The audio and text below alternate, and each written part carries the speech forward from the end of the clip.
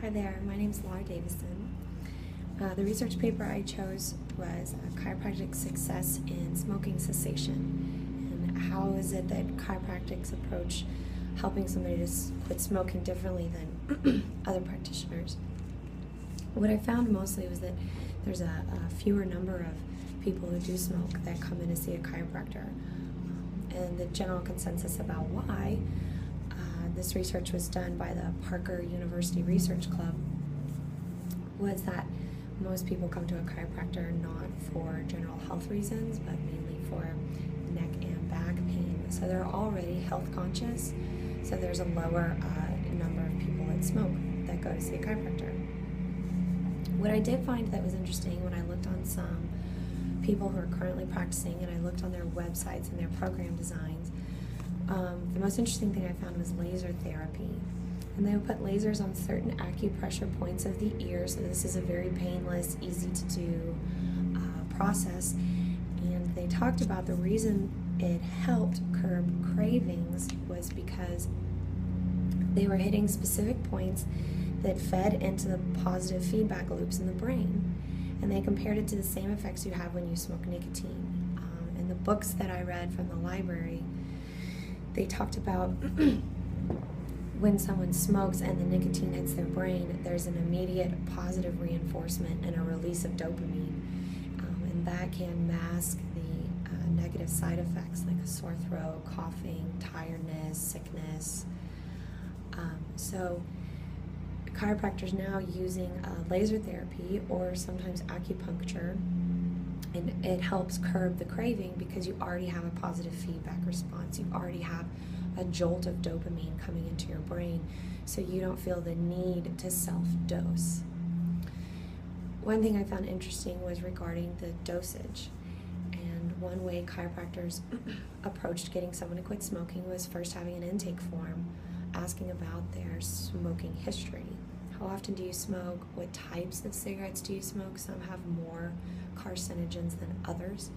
They wanted to get a good take on how much someone is self-dosing. They said one of the best ways to see how addicted someone is to cigarettes is what is the time between when they wake up in the morning until the time they have that first cigarette. And the longer time, the less there's an addiction. The shorter time, the more there is an addiction and a dependency on, again, reinforcing that positive feedback loop. I also found that most chiropractors tend to want to educate their clients on why they feel a certain way and why they do a certain thing.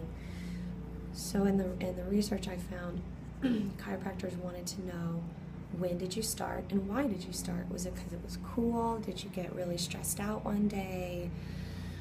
And have you tried to quit before? One thing they wanted to reinforce was that anytime you've quit, that's successful, even if it was for a few hours, a few days, a few years. And then, have you ever done that? And if you have, what made you start back again?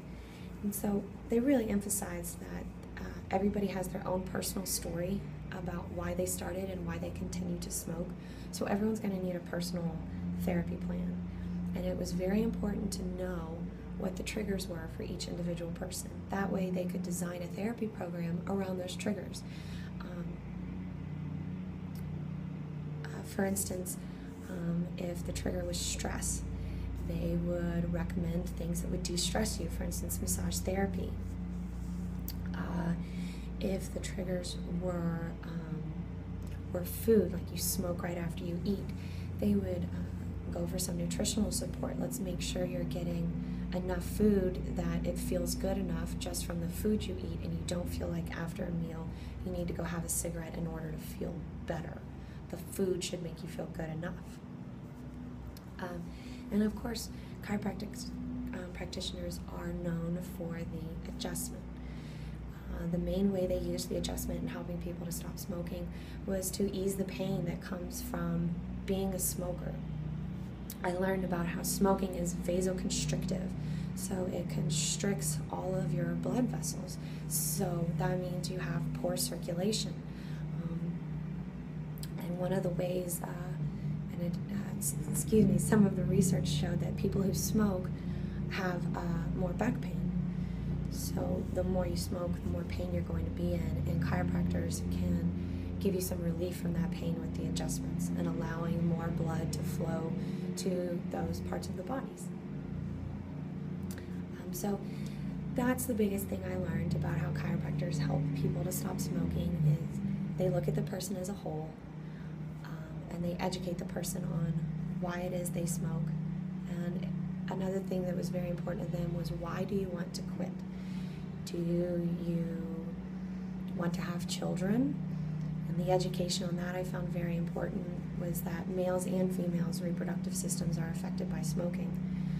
The sperm is one of the most quickly reproduced cells in the body, so it's constantly taking in from the bloodstream, and if there's smoke in the bloodstream, there's smoke in the sperm cells, and it can cause infertility in men as well as women.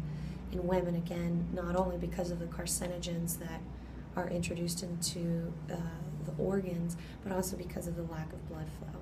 So if you don't have blood flow, you can't create new cells, and you have a lot of cell death. So in conclusion, chiropractors take an overall approach at smoking cessation, and they have developed therapy programs that have consistent follow-up that are specific to that person and specific to their triggers and their reasons for starting and their reasons for quitting. And the most important thing is to stick with them throughout the entire process. Thank you very much.